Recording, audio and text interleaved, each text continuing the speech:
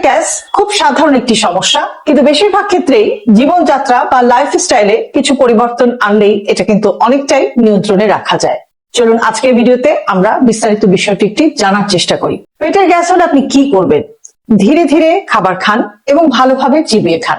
একবারে অনেক খাবার না খেয়ে অল্প অল্প করে বারবার খান। এর সাথে পর্যাপ্ত পরিমাণ পানি পান করার চেষ্টা করুন বা যথেষ্ট পানি খান। প্রতিদিন অন্তত 30 মিনিট হাঁটুন। কোষ্ঠকাঠিন্য বা কনস্টিপেশন থাকলে সেটাও দূর করার চেষ্টা করুন। মানসিক চাপ কমানোর চেষ্টা করুন, কারণ স্ট্রেসও অনেক সময় গ্যাসের সমস্যা বাড়াতে পারে।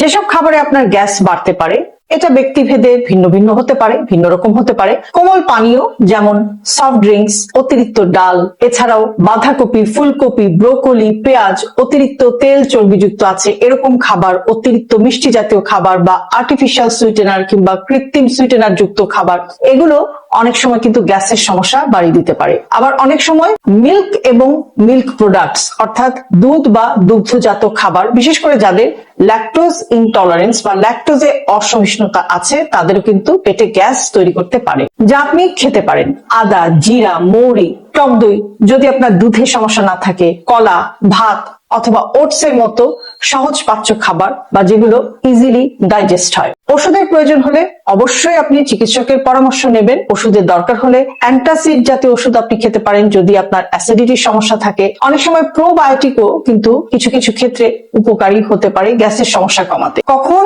অবশ্যই আপনাকে চিকিৎসকের কাছে যেতে হবে? যদি আপনি দেখেন যে গ্যাসের সঙ্গে আপনার তীব্র পেটে ব্যথা, বারবার বমি হচ্ছে, পায়খানার সাথে বা মলের সাথে রক্ত যাচ্ছে, অকারণে ওজন কমে যাচ্ছে এবং দীর্ঘদিন ধরে এই ধরনের সমস্যা থাকছে, এছাড়াও 40 থেকে 50 বছরের পর নতুন করে আপনার গ্যাসের সমস্যা শুরু হলে অবশ্যই আপনাকে ডক্টরের সাথে একটু কথা বলতে হবে। একটা খুবই গুরুত্বপূর্ণ কথা হচ্ছে যে অনেকেই মনে করেন গ্যাস মানে গ্যাস্ট্রিকের সমস্যা, কিন্তু একই ধরনের উপসর্গ হতে পারে পেপটিক আলসার, গল ব্লাডারের সমস্যা, এমনকি অগ্ন্যাশয় বা প্যানক্রিয়াসের রোগ অথবা হৃদরোগের কারণেও কিন্তু এরকম গ্যাসের সমস্যা হতে পারে। তাই বারবার বা অস্বাভাবিক উপসর্গ হলে শুধু গ্যাসের ওষুধ খেয়ে অযথা সময় ক্ষেপণ না করে বা দেরি না করে অবশ্যই চিকিৎসকের সাথে আপনাকে পরামর্শ করতে হবে।